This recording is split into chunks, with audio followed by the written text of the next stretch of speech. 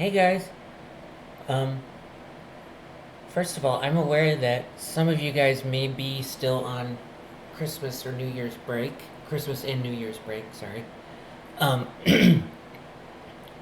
and so because of that, I think this would be the very absolutely perfect time that I could tell you about a dream that I had last night that was actually partially based on two Christmas movies, The Polar Express and Elf.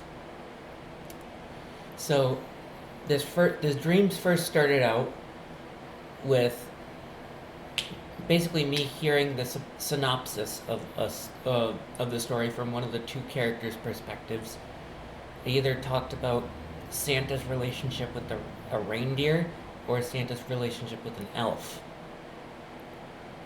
and they said that the elf had a really good relationship with Santa and that it was a really good time. That he had a really good time, and um, for the reindeer, for the reindeer, it was an absolute disaster. Now, keep in mind this is still a dream, so anything can happen. And so the first part, the after I heard the synopsis, excuse me there, I was actually one of the elves, and instead of a sleigh full of toys and all that stuff, Santa was actually driving the Polar Express train, which I think is pretty cool.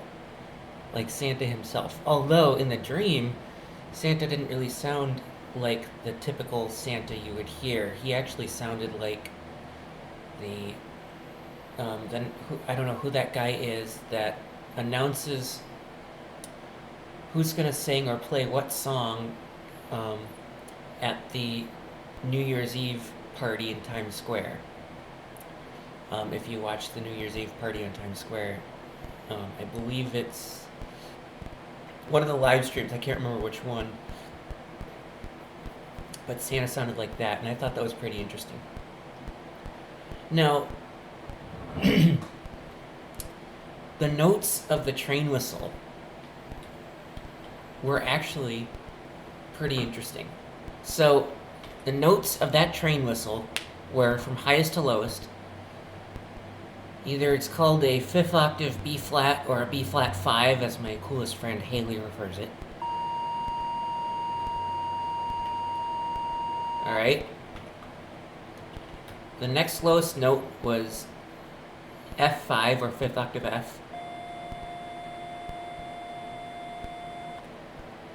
And these are square waves because steam trains have like a square wave harmonic. The third note was B flat 4 or fourth octave B flat.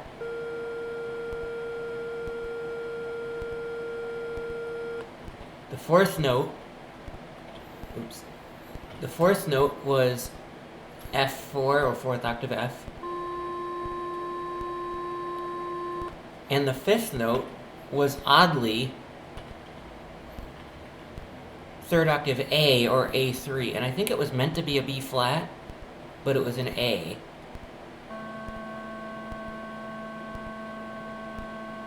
Right? So altogether they sounded like this.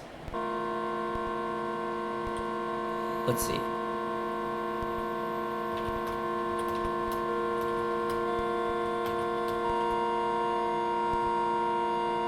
Right?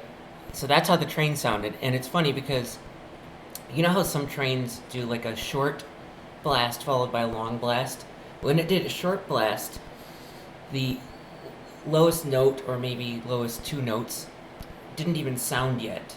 And I don't know if real steam whistles do this, but sometimes when it gets not enough air, it'll kind of squeak. So whereas the top three notes, we're doing, like the kind of like, almost like a bagpipe strike preparing to strike up. The lowest note or two was actually literally making a sound like and then when it did the long blast, the squeak rose again and then disappeared and into the lowest notes, like right. And as the top 3 notes were doing the normal tone. Anyway, so that was the train whistle, and of this train. And it's funny because I was actually one of the elves. I was actually the only elf on the whole train, and I don't think there was anybody there with me in the dream. And so eventually, after a while, I said, "Santa, help! Santa, help!" Because I was kind of lonely and a little bit bored. And so eventually, instead of Caribou causing the train, the engineer to have to stop the train, there are actually some escaped prisoners. And they were actually helping Santa come up with a third category. So, he makes sure what of the children have been naughty, who of the children have been naughty, and who of the children have been nice. Well, there was actually a third category that these escaped prisoners came up with: hippie. And to be hippie would mean the kids would have to give their parents a gift, or all their parents' gifts. So the kids would have to serve as the Santa. And so they offered to help Santa on his, deliveries, yearly deliveries. And unfortunately, this part of the scene was kind of cut off, so I don't really remember the rest of the train part. But then the next part of my dream was we were celebrating Christmas with my dad's side of the family, right?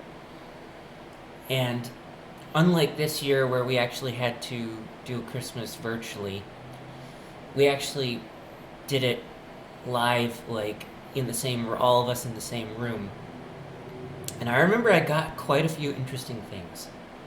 I remember, now in real life, none of these things could have happened, I don't think, but in real life, in the dream, my cousin Maria got me a CD of the legendary jazz bagpiper Rufus Harley, and I do have the actual CD that she gave me in the dream.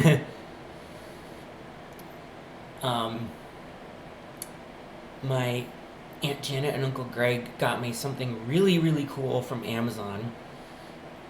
It was some sort of chocolate machine where, if you've ever heard of Charlie and the Chocolate Factory, where you notice that candy bars are sent by television through to a TV screen so that anybody can grab the chocolate from the TV screen. Well, in this thing, you actually put the chocolate, place a big piece of chocolate on your chest, your naked chest, which I think is kind of bizarre. And then when you press a button, you'll hear a really, a good phrase that you like. It must know you that well. Well, keep in mind it's a dream. And your mouth actually fills with melted chocolate, like melted dark chocolate. And so the first time I heard it, the first press, as the melted chocolate was going in my mouth, I heard some sort of really quiet, I don't want to say creepy, but kind of semi-whispery voice. I think it was off to my right, whispering in my ear.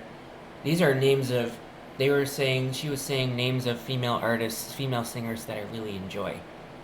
So the first one to my right was Leslie Garrett. And Leslie Garrett, by the way, is a real opera singer. And then the next press of the button, as I got that share of melted chocolate, to my left it said Leanne Rimes. And then the third press of the button with the melted chocolate in my mouth, I honestly can't remember who it was. I'm just guessing though. I think it was Hayley Williams. And then the fourth press, as I was thinking, don't forget my favorite artists, don't forget my favorite artists, don't forget my favorite artists. The fourth press was what was it? What was the fourth press? I don't remember. There were a couple of presses of the buttons and the squirts of melted chocolate whose phrases or names I couldn't remember. But on the on the second to last one, guess who it was? To my right, it was Denise Lee. And then, on the very last one, you won't believe it, on the very last press when the whole chocolate bar was used up, and keep in mind this chocolate bar is as big as like a CD case or something. When this chocolate bar was used up, I literally first heard Hailey Page. And as that Hailey Page was echoing, I could hear, and this was in the center, by the way, not to the left or right, I could actually hear a huge mishmash of all of Hailey's favorite classical composers all surrounding me, and like a bunch of different people saying these composers at the same time, one person per each composer.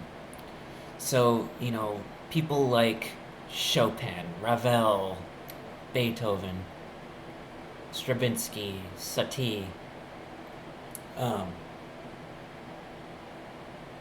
Bach. I'm sure Hailey's a big classical music freak. I can't remember all of her other favorite composers, but that was so cool. You got this Hailey Page in the middle, and then surrounding it was all her favorite composers, like as that Hailey Page echoed. And this was actually kind of based on real life, because the unfortunate truth is I haven't heard from poor Hailey since Thanksgiving. And I have no idea what's been going on with her, and I've been trying to keep in touch with her, and I've never heard from her ever since Thanksgiving. And I was like, wait, did her mom make her delete everything? Like, did her mom make her delete all the remnants of my contacts so she can't even get in touch with me? Because the only impression I have of Hailey's mom is, truthfully, like an evil drill sergeant. You will never ever be friends with Hailey at all. And Hailey once told me, I feel a lot closer to my dad like you are. I'm very close to my dad compared to my mom, which is also the same thing with me. And so I kind of figured, well, if my only impression of Hailey's mom is a big kind of drill sergeant, I'm kind of getting the impression Hailey's like, oh, I'll control it on my own terms. But still, the last thing I heard from her was actually she uploaded a YouTube video, but other than that, I've been like really sad that I haven't heard from her. It's like, oh my gosh, it's like, come on, Hailey, you would really make my Christmas if I heard from you. And so I think with this kind of ominous whispering, Hailey Page, occurring in my dream, I think that might probably be an indication that, something's going on with her. That, or probably more likely what might happen, once she hears about this, I'm pretty sure she will be able to realize this, because she and I are still subscribed to each other, which is really, really, really cool.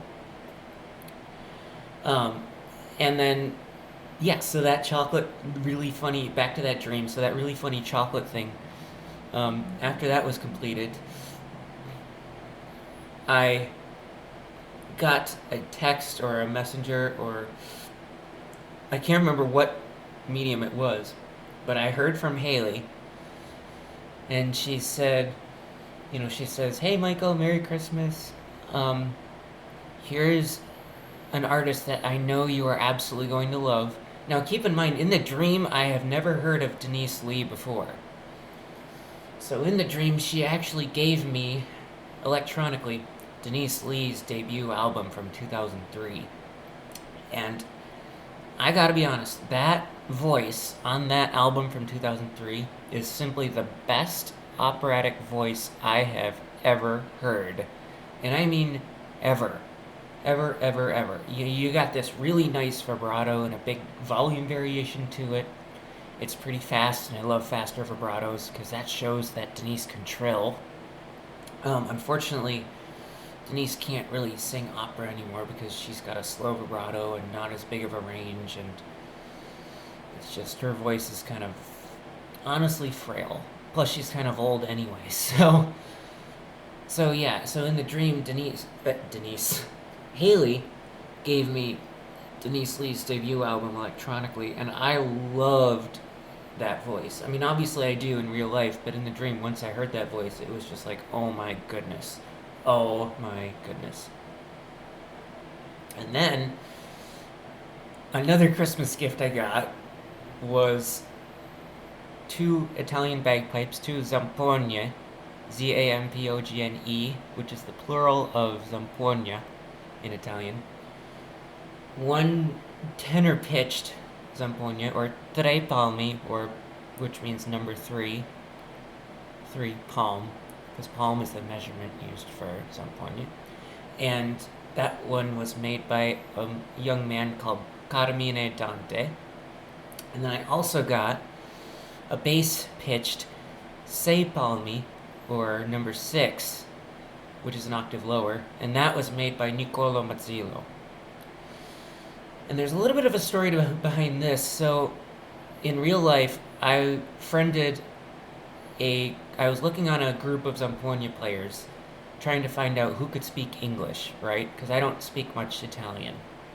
And fortunately, I found a guy that I'm really, really communicating with because he speaks really good English, and I'm using him as my wingman. And his name is Giovanni Di Federico. And a couple days later, who should show up but a man named Liberato Palermo. And Liberato Palermo is one of the two stepsons of Niccolo Mazzillo, who was born in 1922. And Niccolo Mazzillo is simply the best, tonally the best maker of sei palmi, number 6, bass zampogna ever. I think they're actually tons better than the Forastiero make of zampogna. And so I asked Liberato, with the help of Giovanni, in fact, Liberato's brother is named Giovanni Palermo, but with the help of the wingman Giovanni, does Liberato have a sei palmi that was made by Niccolo Mazzillo? And he does. Ooh.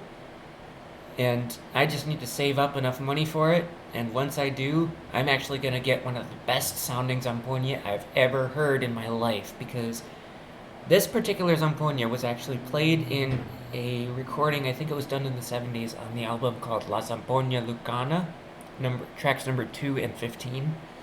Simply the best sei palmi zampogna you've ever heard in your life.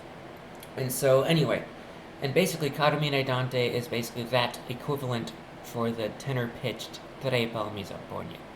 So in this dream, I got two zampogna, one sei palmi by Mazzillo, and one tre palmi both from my friend Cassie, who's also subscribed to me on YouTube, which is actually pretty cool. And obviously this would never ever happen in real life because, she's not supposed to tell her parents about me because she might get in trouble. As far as I understand it, I don't want to go too farther into that, but so, yeah. So, honestly, I was trying to remember this whole dream all day, so my memories of it aren't exactly perfect, as if you just woke up from a dream, because my sister was here at my apartment with me that night. She actually left about 2 hours ago as of when I'm recording this. And so I didn't want to wake up in the middle of the night right from that dream and record it, as I did with another dream about an opera singer named Cecilia Brady, which I had, I think it was 2017 or something, whenever that was. So I did have to wait until my sister Lizzie left here to record my description of this dream. So it may not be 100% vivid compared to when you awaken fresh from a dream like that. So, yeah. So that was basically my whole Christmas dream. Even though it's January 6th, I suppose people are still on break. And, you know, well, if you think about it, the 6th is the day of the Epiphany, or Little Christmas, so technically, you know, we're still kind of in the Christmas season, you know, where you know, it's still Christmas in a way. So, yeah, so that was my dream. Um, keep in mind, dreams never have to make sense. You know, sometimes I have really weird dreams and where people say words or something, or, you know, I hear about something with really funny words that don't even make sense in real life. So I tend to have some dreams like that. So just realize that it's a dream. If it doesn't make any sense, well, it's a dream. So, yeah. Hopefully, you guys were amused at this dream. And talk to you later when I have something else really cool to share. Alright. Have a good day.